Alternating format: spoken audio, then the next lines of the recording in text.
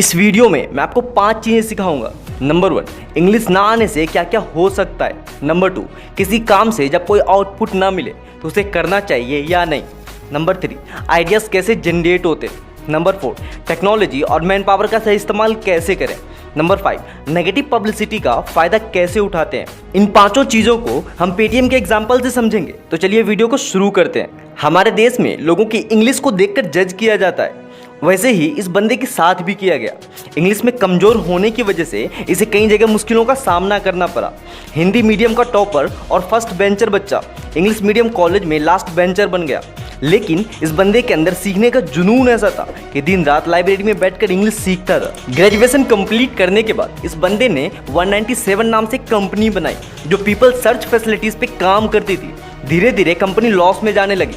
Company को बचाने के लिए इस बंदे ने 24% इंटरेस्ट रेट पर बैंक से लोन भी लिए। जब कंपनी और डूबने लगी तो खुद मल्टीपल जॉब्स करके कंपनी को जिंदा रखा। इस कंपनी की किस्मत तब चमकी जब इस बंदे के दिमाग में एक आइडिया आया। इसने सोचा देश में अच्छा खासा इंटरनेट है, लेकिन लोग फिर भी बैंक की लंबी लंबी लाइनों में खड़े हैं और बैंक को फालतू के चार्जेस भी दे रहे हैं, लेकिन कोई भी मोबाइल से पेमेंट के बारे में नहीं सोच रहा। और तभी इन्होंने पेटीएम ऐप लॉन्च कर दिया। जब पेटीएम मार्केट में आया तो इसके साथ इनके कॉम्पिटिटर भी आए।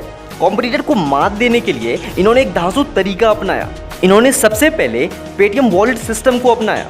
अगर किसी इंसान के पास बैंक अकाउंट हो या ना हो, वो फिर भी वॉलेट के थ्रू ट्रांजैक्शन कर सकता था और ये बात इनके यूजर्स को सबसे ज़्यादा पसंद आई। 2016 में भारत में नोटबंदी हुई और इस टाइम तक पेटीएम बहुत बड़ा नाम बन चुका था। नोटबंदी के कारण पेटीएम की ग्रोथ इतनी बढ़ गई कि सारा सिस्टम क्रैश हो गया। लोग कंपनी को क्रिटिसाइज करने लगे और इस क्रिटिसिज्म ने पेटीएम को और भी ग्रोथ दिलाई। सबसे पहले इन्होंने अपने कस्टमर केयर सपोर्ट्स और ट्रांजैक्शन सिस्टम को और ज़्यादा फ्लेक्सिबल बनाया और इसके जस्ट बाद अलीबाबा के founder Jack Ma, Ratan Tata और वॉरेन बफेट जैसे इन्वेस्टर्स ने भी पेटीएम में इन्वेस्ट किया। कामयाबी इससे ज़्यादा क्या हो सकती है। जिस बंदे के साथ सेल्फी लेने का सपना हो उसके साथ बैठकर बोर्ड्स की मीटिंग करना।